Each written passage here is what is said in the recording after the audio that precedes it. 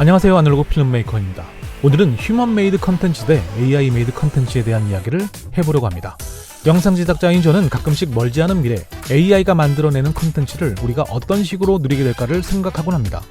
지금도 물론 AI로 만드는 짧은 쇼츠나 단편 영화 등을 어렵지 않게 볼 수 있지만 몇 년 후 어쩌면 우리는 클릭 몇 번으로 뚝딱 만드는 개인화된 OTT 드라마나 영화 같은 것들을 볼 날이 올지도 모르겠죠. 이런 미래가 온다면 어떻게 될까요? 그때 여전히 휴먼 메이드 컨텐츠는 설 자리가 있을까요? 제가 최근에 가장 재밌게 본 시리즈는 공교롭게도 모두 애플 TV 컨텐츠인데요. 이 시리즈들을 제가 얼마나 좋아했냐면 새로운 시즌이 나오면 시즌이 종결될 때까지 참고 있다가 그 시즌 마지막 에피소드가 나오는 날 한 번에 정주행할 정도였습니다. 여기서 짧은 질문 하나를 스스로에게 해봅니다. 제가 좋아하는 이 드라마들이 모두 AI에 의해 만들어진 거라면 제게 어떤 종류의 꺼림직함이 있었을까요? 오래 생각해봤지만 결론은 그다지 신경 쓰일 게 없을지도입니다. 왜냐하면 사실 이 드라마들에 등장한 인물들 대부분 이전에는 모르던 사람들이고 앞으로도 모를 것 같은 실제 사람이 아니라 AI 캐릭터들이라고 해도 이 작품들을 대하는 지금의 태도와 크게 다를 바가 없을 것 같다고 생각합니다. AI가 사람이 만든 컨텐츠를 대체할 수 없을 거라고 주장하시는 분들이 주로 내세우는 근거들을 떠올려봤습니다. 영상에 등장하는 주인공들의 연기는 단순히 기술이 아니라 그동안 살아왔던 한 인간으로서의 서사와 인생의 무게의 표현이라든지 작품을 위해 쏟은 작가와 감독의 고뇌와 수고의 깊이와 시간, 이런 것들은 AI에 의해 창조될 수 없는 것들이라고요. 그런데 사실 이건 순수하게 창작자의 관점일 수는 있으나 작품 반대편 너머에 앉아있는 소비자들에겐 크게 와닿지 않을 것 같은 느낌입니다. 창작물을 만들기 위해 투입된 시간과 노력이 창작자들에게 물론 중요하겠지만 소비자들은 그걸 다 패스하고 그냥 마지막에 완결된 2시간짜리 영화 한 편이나 드라마로만 평가하기 때문이죠. 제작물에 대한 철학과 고민의 깊이도 물론 중요할 겁니다. 그런데 저부터 가슴에 손을 얹고 돌아봅니다. 이런 기획 의도나 감독의 변 없이 무수히 많은 영화와 드라마를 시청했고 그냥 그 작품 자체로 평가했고 다음 작품을 찾아 떠났습니다. 세브란스 단절의 여주인공 슬로우시스의 출연진들의 이름을 구글에서 찾아본 적은 있습니다. 그런데 전 그 사람들이 생명체인지 확인하려거나 그들이 공화당 지지자인지를 알아보고 싶은 게 아니었어요. 그 작품에 임한 그 연기자들의 다짐이나 연기의 철학을 알아보려고 한 건 더더욱 아니고요. 그냥 그들이 출연한 다른 작품은 무엇인지, 그래서 그 드라마나 영화가 내가 볼만한 것일지를 탐색해보려는 것 뿐이었습니다. 고백하건대 지금은 이런 최애 작품들을 만든 감독의 이름조차 기억에 나진 않네요. 그러니 이 시리즈의 출연자, 감독들이 모두 사실 AI 캐릭터, AI 창작자들이었어 놀랍지? 라고 묻는다면 아무리 깊이 생각해봐도 딱히 그렇지 않을 거라 생각합니다. 불과 1년 전만 해도 AI로 만든 이런 기괴한 영상이 사람들의 비웃음거리였습니다. 그런데 지금은 어떤가요? 그리고 앞으로 1년 후는 어떨까요? 5년 후는요? 누군가의 특별한 기술일 것만 같았던 심오한 창작자의 의도와 고뇌, 철학과 메타포가 있을 것 같았던 우리 주변의 좋은 영상들이 이렇게 일반인들도 뚝딱 만들어낼 수 있는 약간 두렵기도 한 그런 세상은 결국 오고야 마는 걸까요? 만일 그런 세상이 도래했을 때 영상 제작자로 살고 있는 저 같은 사람에게 이 영상 만드는 일은 어떤 의미를 가지게 되는 것일까요? 아무리 AI 기술이 발전했다 해도 지금 시점의 영상 제작 AI는 엄밀히 말하면 영상 제작의 기술적인 도구만 대체되고 있는 중일 것입니다. 즉, 여전히 사람이 만드는 영상인 셈이죠. 그래서 현 시점 2단계에서 가장 중요한 특징은 AI로 영상을 만드는 제작자 그 사람의 기준치에 따라 AI 영상 제작의 만듦새가 요동치게 된다는 것입니다. 그 기준치라는 것을 전 이렇게 정의하고 싶습니다. 제작자가 만들어진 영상 안에서 행사하려고 하는 주도권의 비율이라고요. 높은 기준치를 가지고 있는 영상 제작자는 그가 만들어야 할 영상에 보다 많은 기술적인 주도권을 발휘하고 싶을 겁니다. 물론 높은 주도권 욕구를 가진 사람 모두가 좋은 영상을 만들어내느냐 하면 꼭 그렇지는 않을 것입니다.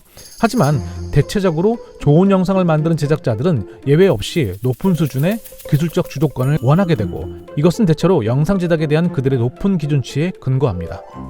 상업 예술 분야가 AI의 거센 쓰나미를 맞으며 침몰하고 있는 것처럼 보이는 요즘 상업 미술작품이나 일러스트, 음악 등은 소위 말하는 완결된 제작물로서의 딸깍이 가능해졌지만 영상은 이 예술 분야에서 AI가 점령하기에 가장 난이도가 높은 분야가 아닐까 생각합니다.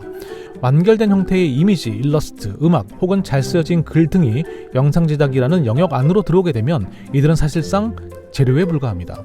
영상 제작이란 이제부터 이 재료들로 시작하는 요리와 같은 것이고 조금 더 주관적인 인간의 제작 의도까지 온라인시켜 버무리는 과정, 더 험난한 제작 공정을 감내해야 하는 활동입니다. 누군가는 물어보실 겁니다. 아닌데? 제미나이에서 프롬프트 한 줄로 영상이 만들어지는데? 딸깍인데? 그게 바로 그렇게 생각하고 계신 분께서 갖고 계신 영상에 대한 기준치라는 것입니다. I'm honored to be named the most beautiful woman in the world. But as you can see, there are quite a few things that need fixing in this video, starting with my face. 야나두의 광고나 아이의 인터뷰 영상이 공전의 히트를 치며 바이럴되었습니다. 이런 쇼츠 기반의 영상을 만들어낸 제작자들의 기준치와 5분짜리 독립 단편 영화를 만들어야 하는 제작자의 영상에 대한 기준치는 절대 같을 수 없습니다. 그렇다면 기준치가 낮은 영상이 나쁘다는 걸까요? 그럴 리가요. 오히려 이런 영상들이 빠른 시간 안에 저비용으로 만들어야 하는 기획과 만나면 그건 어쩌면 좋은 영상일 수 있습니다.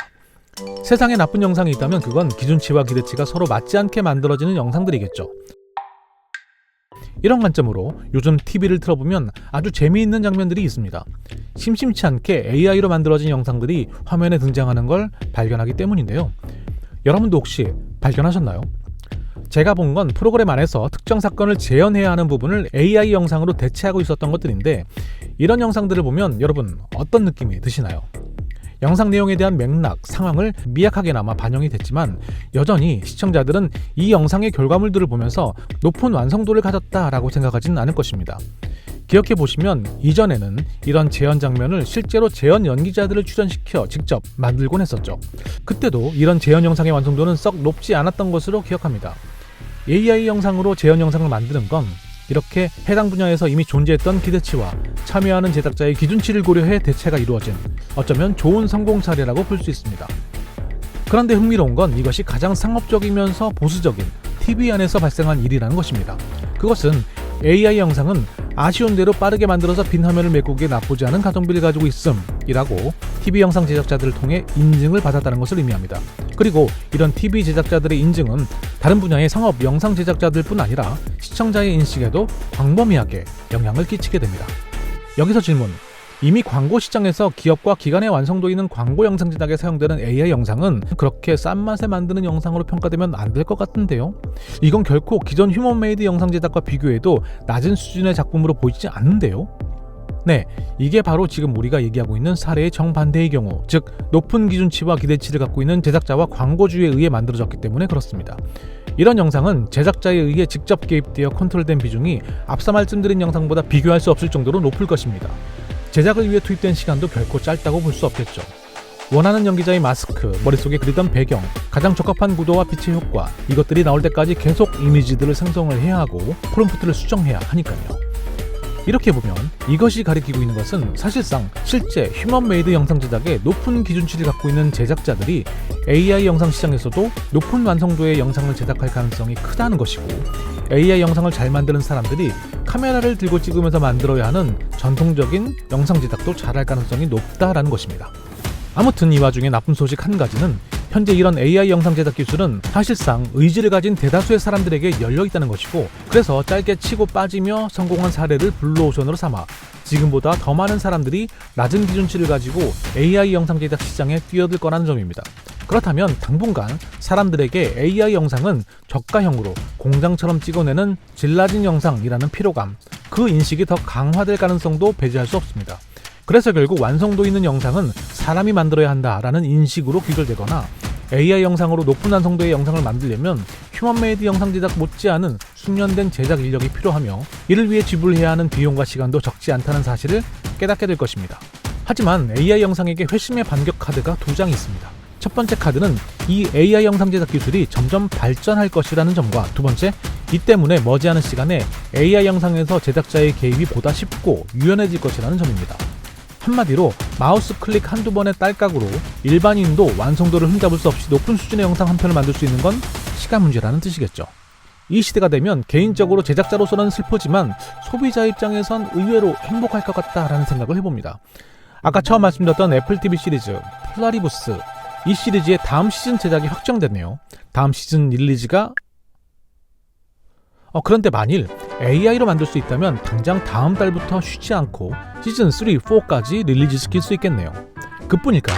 제가 사랑했던 중경탐님의 후속편도 기대해볼 수 있을 것이고, 더 이상 들을 수 없었던 정은이 만원서의 영화 프로그램을 퇴근길마다 보이는 라디오로 즐길 수도 있겠죠.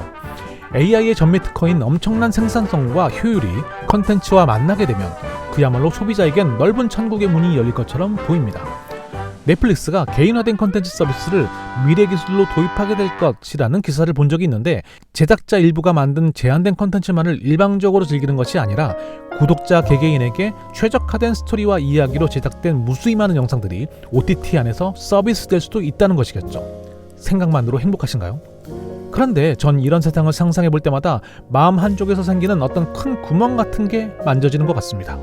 그것은 컨텐츠를 과연 높은 효율과 생산성으로 상대하는 것이 맞느냐라는 조금 본질적인 고민 때문이겠죠. 사실 전 2026년 현재에도 그 시절 정은이 아나운서의 FM 영화 음악을 유튜브로 가끔 듣습니다. 광주 북구 두암동의 권정씨, 친구 오란이 홍이와 함께 듣고 싶다고 하셨는데 잘 들으셨죠? 그때 제가 느끼는 감정은 정은이 아나운서를 부활시켰으면 좋겠다가 아니라 과거 그 라디오를 들으며 느꼈던 그 시절에 대한 향수를 소환하려는 것에 더 가깝습니다. 듣고 싶다고 임창현 씨가 신청하신 곡이기도 한데요. 영화 라임라이트 중에서 라임라이트 테마. Sometimes I feel so sad. Sometimes I feel so happy. But mostly you just make me mad. Baby, you just make me mad. 소비자가 원하는 것이 정은이 아나운서의 부활이 아니라는 것을 AI는 과연 이해할 수 있을까요? 컨텐츠 영역 안으로 높은 효율과 생산성이 들어왔을 때 생기는 예측 가능한 첫 번째 문제는 시간입니다. 즉, 이 무한에 가깝게 쏟아질 컨텐츠를 소비하기 위한 가장 큰 장벽은 불쾌한 골짜기 같은 거부감이 아니라 심플하게도 시간입니다. 하루에 잠을 4시간만 잔다 해도 2시간짜리 영화를 하루에 10개밖에 볼 수 없는 치명적인 한계. 그러니 그 사이에서 인간은 필연적으로 선택이라는 것을 할 수밖에 없고, 컨텐츠가 하루에 수백 개씩 쏟아져 봤자 이것들은 어차피 포장조차 뜯지 못할 잘 만들어진 쓰레기가 될 가능성이 큽니다. 두 번째 문제는 컨텐츠 소비는 타인과의 공유와 공감을 포함하고 있다는 겁니다. 우리가 컨텐츠를 소비하는 여러 이유 중 하나는 그 안의 메시지를 매개로 타인과 연결되기 위함이라는 건데요. 사람들은 출근 후 아침에 갖는 티타임에서 어제 본 핑계고에 대해 동료들과 이야기한다든지, 내가 본 영화를 다른 사람들은 어떻게 느꼈는지 확인하려고 영화 리뷰를 보거나, 반대로 내 감정을 알리기 위해서 리뷰를 남기기도 하죠. 또 그걸 보고 사람들은 공감합니다. 이렇게 사람들에게 컨텐츠란 시청 행위 그 자체뿐 아니라 타인과의 연결을 포함하고 있기에 결국 쏟아지는 AI 영상들 대비 극히 일부만 이런 공유와 공감의 선택지에 오를 것입니다. 가장 중요한 세 번째 문제는 바로 사람들이 느낄 결핍입니다. 앞서 말씀드렸던 이 모든 문제들을 이기고 쏟아지는 컨텐츠들의 뽕을 맞은 채 사람들이 마침내 자신만의 동굴로 들어가 버려서 문을 잠그게 된다 해도 분명 어느 시점이 지나 사람들은 스스로에게 물어보기 시작할 것입니다. 나는 누구지? 파스칼은 이렇게 말했습니다. 모든 사람들의 마음에는 그 어떤 것으로도 채워지지 않는 구멍이 있다고요. 현재의 우리들은 10년, 20년 후 AI가 만드는 디스토피아적 세계관을 두고 걱정합니다. 모든 직업을 AI가 가져가고 더 이상 할 게 없는 인류는 풍요의 요람 아래에서 의미 없이 배양되는 삶을 살게 될 거예요. 하지만 저는 조금 생각이 다릅니다. 단지 7, 80년 잠시 깜빡거리는 찰나와 같은 인생을 살다 사라지는 주제에 무한대의 시공간을 가진 우주의 신비를 가슴에 품고 사는 인간은 내가 어디에서 와서 어디로 가는지 그 의미에 대해 묻기를 쉬지 않는 존재들입니다. 이 낭비와도 같은 광활한 우주 속 작은 지구에 외롭게 무리지어 살아가고 있는 인간들은 앞서 말했듯 사람들과의 관계 속에서 삶의 의미를 발견하도록 디자인되었습니다. 이들 DNA에 아로새겨져 있는 결핍이라는 감정은 생산성과 효율로 찍어내는 수백만 개의 콘텐츠 물량 공세로 메꿔지는 게 아니라 결핍을 느끼는 타인들과 서로 그 한계를 확인하는 과정에서 결국 스스로가 삶의 의미를 발견하는 것으로 승화됩니다. 이선균 배우가 세상을 떠나고 개인적으로 나의 아저씨는 제가 더 이상 펼쳐보고 싶어하지 않는 드라마 중 하나가 되어버렸습니다. 드라마를 보면서 박동원 부장의 실존의 부존재를 느끼는 것이 너무 힘들 것 같다는 생각 때문입니다. 먼 훗날 AI는 이런 나를 어떻게 도와줄 수 있을까요? 박동원 부장이 아닌 최상원 부장으로 주인공을 대체한다든지 혹은 그 역할을 변형한다든지 더 나아가 박동원 부장이 없는 새 시즌을 만들어서 선사해 줄 수도 있습니다. 하지만 인간의 치유는 항상 그런 방식으로 일어나지 않습니다. 오히려 오랫동안 그렇게 덮어두다 꽤 오랜 시간이 지나 어느 날 문득 다시 열어봤을 때 그 감정이 반가움의 노스텔지어가 되는 방식으로 인간은 오랜 시간을 비효율적으로 낭비해가며 치유받고 그 과정에서 결국 스스로 해답을 얻습니다. 서두에 언급했던 플라리부스 얘기를 지금쯤에도 다시 한번 해야 할 것 같습니다. 생각을 해봤습니다. 애플 TV 시리즈들을 보며 AI여도 상관없겠다라고 생각한 것은 그것이 저에게 고퀄리티의 엔터테인먼트라는 완결된 상품으로 멈춰 있었기 때문입니다. 하지만 이것이 제 삶에 한 발자국만 더 안쪽으로 들어와도 이야기는 조금 달라집니다. 재미 그 자체를 넘어선 제 인생에서 컨텐츠를 통해 받아왔던 위로, 격려는 그 너머에 나와 같은 고통을 겪고 분투 중인 싫지 않은 인간이 있다는 믿음 위에서였던 것 같습니다. 영상 제작자 입장에서 저는 이 세상이 지금껏 말씀드렸던 이런 극단적 각성을 경험하지 않고 지금처럼 가성비 있는 컨텐츠는 AI 영상으로, 마음과 마음을 주고받는 컨텐츠는 인간이 만드는 영상으로 처음부터 같이 공존하는 세상으로 나아갔으면 하는 소망이 있습니다. 저의 과거를 추억할 때 그때마다 제 지친 영혼을 어루만져 주었기에 소환되는 컨텐츠가 정은임 아나운서, 지대너볕, 중경삼님, 접속이듯이 우리 아이들이 성인이 되어 자신들의 과거를 떠올릴 때마다 소환되는 컨텐츠들이 결핍과 상실을 전제로 한 것들이었으면 좋겠습니다. 과거는 더 이상 붙잡을 수 없는 것들이어야 할 때 우리는 현재를 가장 인간다운 존재로 살 수 있다고 믿습니다. 그러하기에 오늘도 저는 이 카메라들을 꽤 오랫동안 이렇게 선반에 두게 될 것 같습니다. 이제부터 손으로 영상을 만드는 일은 이렇게 미래 세대에게 줄 수 있는 몇 안 되는 치유의 노스텔지어가 될지도 모르니까요. 지금까지 아날로그 필름메이커였습니다.